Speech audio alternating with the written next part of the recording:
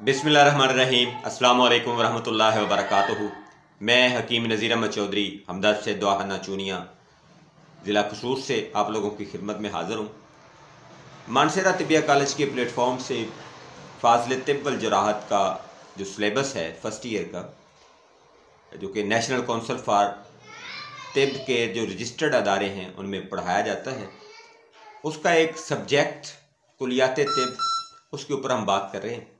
इससे पहले हम मुख्तलिफ़ चीज़ें जो हैं वो डिस्कस कर चुके हैं, जैसा कि इखलात के हवाले से हमने पढ़ा, मिजाज के हवाले से हमने पढ़ा, अरकान के हवाले से हमने पढ़ा। आज ऑर्गन यानी एज़ा के हवाले से हम पढ़ेंगे। तो हमारी बॉडी जो है, इसमें निज़ाम की जब तक हम बात करते हैं तो उस निज़ाम को जो चलाने वाली चीज़ें हैं वो ऑर्गन या एज़ा हैं। इसमें कुछ को तो हम आम मुफरद उज़ू कह सकते हैं या एज़ा कह सकते हैं, और कुछ को मरकब एज़ा कह सकते हैं।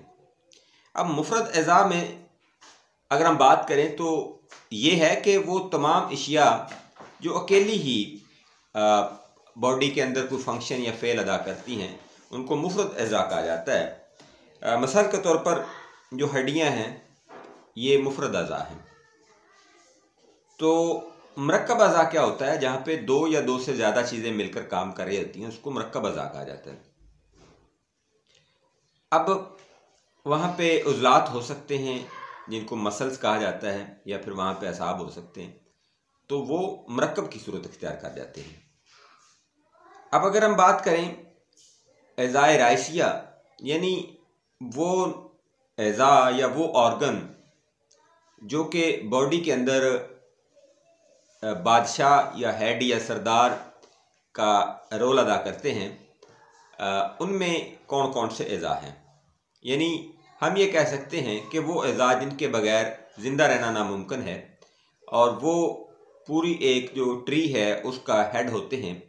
मिसाल के तौर पर हमारे पास जो पूरा नैरो का सिस्टम या असाबी निज़ाम है, उसको हेड करता है जी हमारा दिमाग, और ये एज़ाए राइसिया में आता है।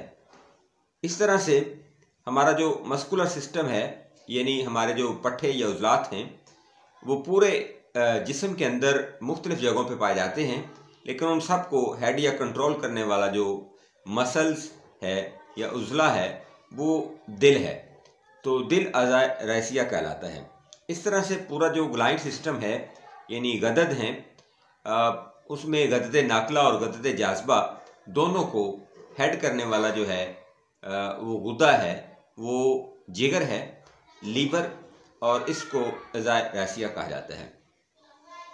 तो लिहाजा हम ये कह सकते हैं कि कुव्वते हवानिया जो है उसको चलाने के लिए दिल का निज़ाम, मस्कुलर सिस्टम, और उसका जो हेड है वो दिल है। फिर इस तरह से जो हमारी बॉडी के अंदर तमाम पैगाम रसानी है, कुछ हुक्म रसां और कुछ पैगाम रसां जो असाब हैं, उन सब का जो हेड है वो दिमाग है, और तमाम जिस्म के अंदर जो तग़ज़िया का या गज़ियत का मामला है वो गदद के हैंड ओवर होता है। तो लिहाजा जिगर जो है वो एज़ाए राइसिया कहलाता है। अब अगर हम बात करें तो एज़ाए राइसिया के साथ साथ एज़ाए हवानिया भी होते हैं, एज़ाए नफसानिया भी होते हैं, और फिर एज़ाए तबिया, एज़ाए तनासलिया, ये वो मुख्तलिफ़ किस्म के अज़ा जो हैं वो जिस्म के अंदर पाए जाते हैं। एज़ाए तनासलिया में अगर हम बात करें तो उसमें मर्द व ख़वातीन के अलग अलग जो है वो एज़ाए तनासलिया पाए जाते हैं। मर्दों के अंदर खुसियतान या खुसिये, जिनको टैटस कहा जाता है, ये पाए जाते हैं, और इसके अलावा यूरेथ्रा या फिर पीनिस या पेनाल जो है वो होता है, और इसके अलावा जो स्पर्म का स्टोर है वो होता है। ख़वातीन में भी रहम और फिर बैज़ादानी या बच्चादानी, ये वो सारी चीज़ें जो हैं वो एज़ाए तनासलिया में आती हैं। एज़ाए तबिया में ये वो चीज़ें आती हैं जो कि निज़ाम या डाइजेस्टिव सिस्टम के अंदर इस्तेमाल होती हैं, और डाइजेस्टिव सिस्टम को इम्प्रूव करती हैं, डाइजेस्टिव सिस्टम के तमाम जो फ़ेल हैं उनको अदा करते हैं, तो ये अज़ाए तबिया होते हैं, जैसे कि मैदा, अमाब और फिर इस तरह से जो पित्ता है वो भी इसमें शामिल होता है। अगर हम बात करें अज़ाए नफ़सानिया की, तो ये वो अज़ा हैं जो हिस्सो हरकत से ताल्लुक़ रखते हैं, मसलन आँख, कान, जिल्द, एसाब वगैरह। ये अज़ाए नफ़सानिया होते हैं और इनका जो हेड है वो दिमाग कहलाता है।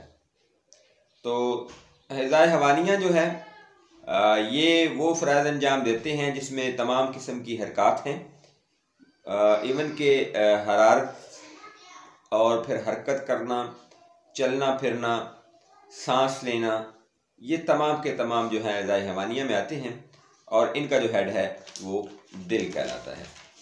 तो ये तो था जी अज़ाए रैसिया और ऑर्गन और मुफरद ऑर्गन और मुरक्कब ऑर्गन क्या है। तो उम्मीद है आपको आज का लेक्चर भी पसंद आया होगा। आगे चल के हमारी दो चीज़ें अभी बाकी हैं, अरवा बाकी है और कवा बाकी है, तो इसके ऊपर भी हम इंशाल्लाह बात करेंगे। जब ये दोनों मुकम्मल हो जाएंगे तो उसके बाद हमारा जो साल अव्वल का जो सिलेबस है कुलियात तिब का, उसका हाफ हिस्सा जो है वो कंप्लीट हो जाएगा, हम उसको कवर कर पाएंगे। इसके बाद उसका चैप्टर 2 जो है वो हम इंशाल्लाह स्टार्ट करेंगे और बहुत जल्द उसको भी हम कवर कर लेंगे। आप लोग मेरे साथ रहिएगा। इंशाल्लाह आप लोगों का जो सिलेबस है फाज़िल तिब वल जुराहत कुलियात तिब वो बहुत जल्द कंप्लीट हो जाएगा और आप इस काबिल हो जाएंगे कि आप नेशनल काउंसिल फॉर तिब इस्लामाबाद के जितने भी रजिस्टर्ड अदारे हैं, अगर वहाँ पे आप तालीम हासिल कर रहे हैं और फाज़िल तिब वल जुराहत साल अव्वल में आपने दाखिला लिया हुआ है, तो आप फाइनल एग्ज़ाम के काबिल हो जाएंगे और उसके साथ साथ इंशाल्लाह आप चीज़ों को समझ भी सकेंगे। मुझे अपनी दुआ में याद रखिए, अपना बहुत सारा ख्याल रखिए। फ़ी मानिल्लाह, अल्लाह हाफ़िज़, अस्सलामु अलैकुम।